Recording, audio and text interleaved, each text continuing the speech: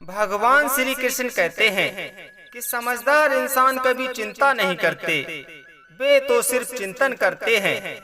और मूर्ख इंसान हमेशा चिंता करते हैं और समस्या के बारे में ही सोच सोचकर परेशान होते हैं, जबकि समझदार इंसान उस समस्या का हल निकालने के लिए चिंतन करते हैं और सफल भी हो जाते हैं। चिंता और चिंतन में यही फर्क है। अपने जीवन में हमेशा खामोश रहिए, आप अपने आप को बहुत ज्यादा मजबूत पाएंगे। जैसे लोहा गर्म होता है तो उसे मन चाहे आकार में बदला जा सकता है, लेकिन जब वह ठंडा हो जाता है तो बहुत मजबूत हो जाता है, फिर कोई उसका आकार बदल नहीं सकता। इसलिए जब भी गुस्सा आए तो शांत रहें।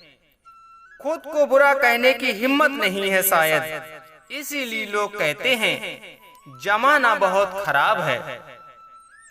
ये वक्त की खासियत है कि उसके साथ चलो तो वह इंसान की किस्मत बदल देता है, और साथ ना चलो तो इंसान को ही बदल देता है।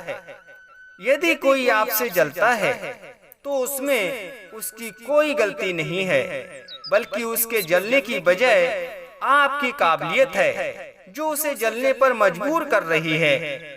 इसलिए अपनी काबिलियत और बढ़ाओ, परिणाम आपके सामने होगा। जब तालाब पानी से भरा होता है तब मछलियां चींटियों को खाती हैं, और जब तालाब खाली होता है तो वही चींटियां मछलियों को खाती हैं। मौका सबको मिलता है, बस अपनी बारी का इंतजार करें। इंसान के गुण नमक की तरह होने चाहिए, जैसे वह भोजन में होता जरूर है पर दिखाई नहीं देता, और जिस दिन ना हो तो उसकी कमी महसूस होती है। हर बार किस्मत को कोसना अच्छी बात नहीं।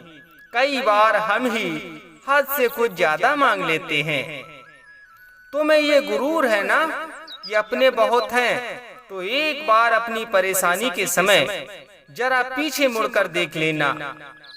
सिर्फ तुम्हारा साया ही नजर आएगा और कोई नहीं। मेरी ये बातें भी सदा याद रखना। यदि गलतफहमी को दूर न किया जाए तो वह नफरत में बदल जाती है।